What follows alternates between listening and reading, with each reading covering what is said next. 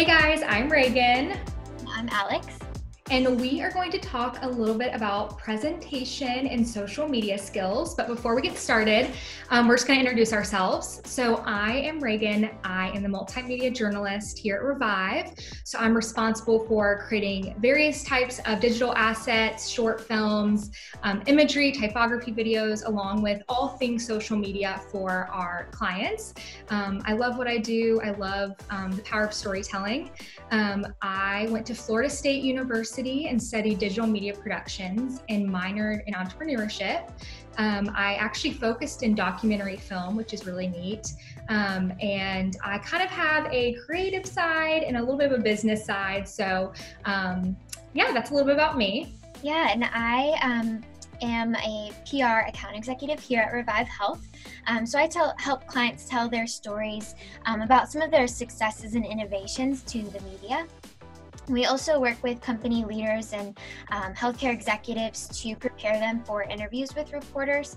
So we'll help craft the key messages, the talking points, and then really help them feel comfortable on a video, audio, or recorded interview with a reporter by providing just some tips and tricks on how to present themselves with the media. I went to Illinois State for my undergraduate degree, and I studied public relations, and I earned my master's degree just after that at Clemson University, where I taught public speaking to a mostly freshman undergraduate class. And through that, I learned a lot about how to be a good public speaker, and I studied just general communication at Clemson and did some research on social media. All right, so we want to make this kind of conversational style. We're super excited just to share some things and tips and tricks that we've learned over time, and hopefully you can take some of these skills and ideas away with you. Yeah, so one of the most important things when looking for a job or in an interview or just even having a conversation with someone is your presentation skills. How to communicate effectively is just really important no matter where you're at. So when I was at Clemson, I taught students how to public speak, and which is, of course, a lot of students dread taking because you're getting up in front of your peers and you're giving a speech, whether it's an informative speech about a topic you're really passionate about or persuading somebody to go do something. Public speaking can be pretty scary, and it's actually one of the #1 things that most people are afraid of doing, but it doesn't have to be scary. So presentation skills are all about how you present yourself to others, both physically and verbally. So particularly in an interview setting, you want to appear confident. It means sitting up straight, making eye contact, and actively listening to what others have to say so that you're prepared to respond.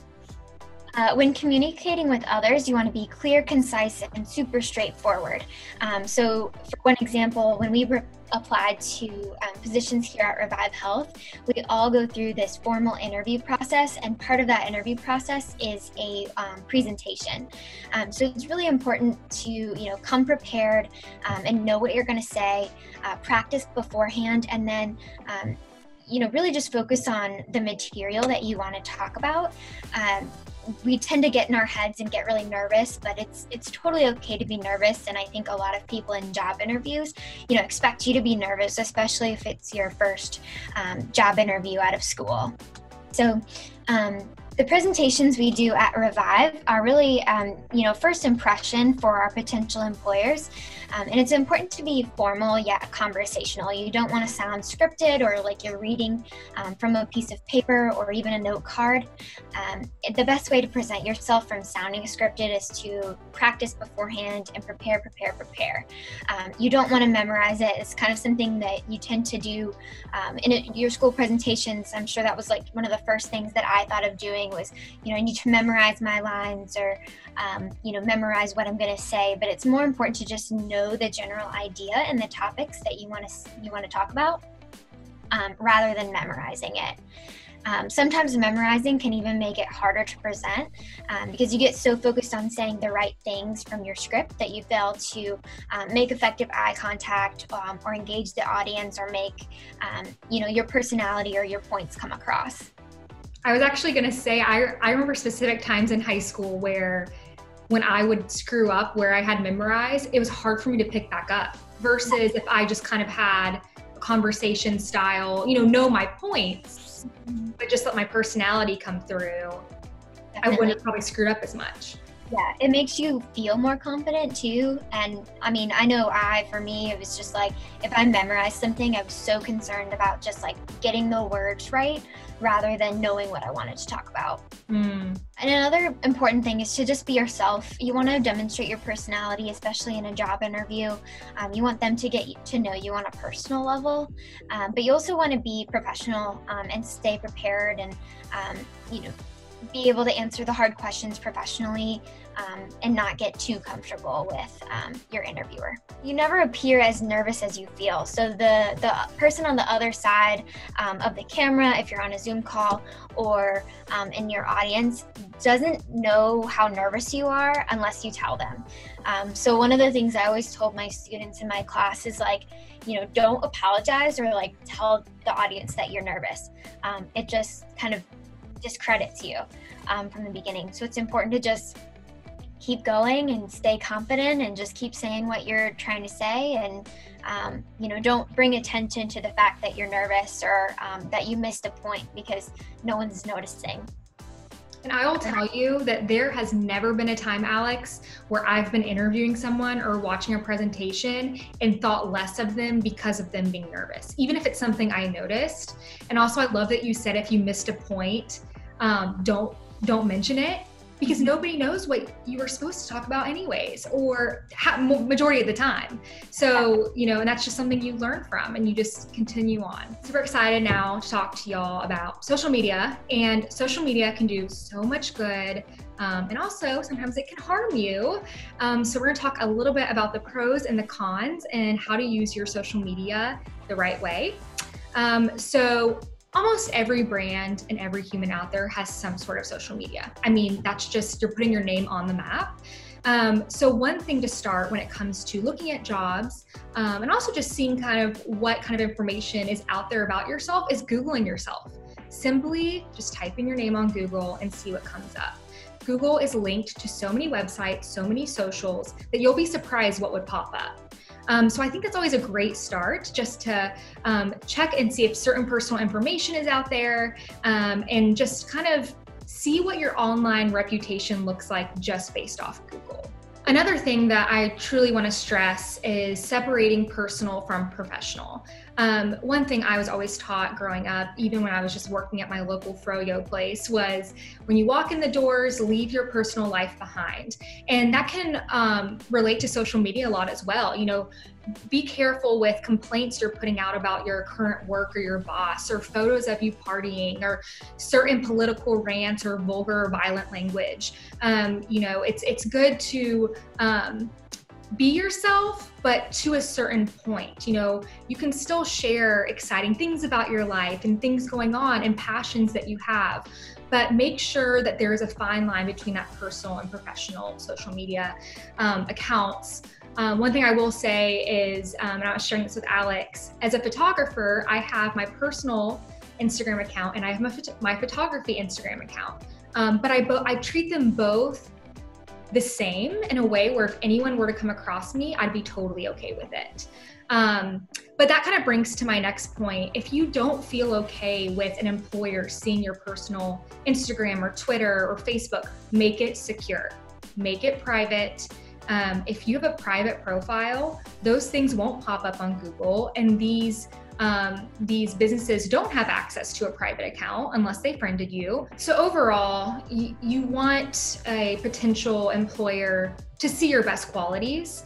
And so maybe something to consider would just be to have a personal and professional separate, or if it is merged together, just making sure that you are putting out the content that you want anyone to see. And it is okay to have public accounts. I'm not saying right now to make everything private, but one thing and one step would be just to polish and clean up your accounts. So Alex, do you feel like you did that at all when you started the interviewing process, and what was that like? Yeah, definitely. I think I first started doing this I think in my freshman year of college, I started to clean up some of my accounts and just make sure that, if I was ever to, when I looked for a job, that I was okay with what they would be seeing on my account. I think a lot of what I tend to post is definitely things that, make me happy, spending time with friends and family. I won't post anything that I don't feel comfortable with my mom or my grandma seeing. Right. It's so true. It's Yeah. so true. I think that that brings to my next point of don't get hung up in the things from the past and just learn to forgive yourself and move forward and own it. We all have posted things that were either controversial or things that we regret. And people always say once it's out there, it's out there. There's some truth behind that. People have screenshots, whatever it may be, but all in all, just own it and be yourself. And kind of back to what Alex was saying, like, if you are your true self, and someone asks you a question and you can speak to it, and not feel like you have to hide it, you are totally fine. Totally fine. If someone was searching for a job, do you think their employers or potential employers would look up their social media accounts? That's a good question. I think more often than not, people are. I mean, it's hard not to just put the person's name in Google and see if you have any common grounds or what they like to do. But I will say, I don't think a lot of HR hiring managers are doing that because they kind of want it to be an unbiased table of just, we're bringing this person in and we're going to see what they're like over the phone or in person. But I would say that a lot of employers, more often than not, are looking at social accounts. Definitely. I think that to your point earlier, I think the people who are interviewing you tend to look at your social media accounts just to find some common ground. Like, for example, if you went to the same university or you're from the same hometown, it might be just a conversation starter for your interview. Totally. And that is so true. It is not, I will tell you, 95% of the time, it is not an employer trying to find something wrong. It is truly just to see, oh, I want to see what this person's like. Mm-hmm. So just to wrap it all up, just remember, employers can learn a ton about you just from your resume and your interview, but you do want to sell yourself, and a good way to do that is just taking advantage of the benefits of social media, and just taking that extra step to show what you can bring to the table. I always tell people, if you want to be a photographer, if you want to be in PR, if you want to be in copywriting, take advantage of that and bring that to your personal social media channel and just show what you can do. Yeah, I think that's a great idea. It almost serves as a portfolio, to put your best work out there and, have fun with it. It doesn't have to be super formal or academic. It just serves as a really great opportunity to showcase what you can do. Bye.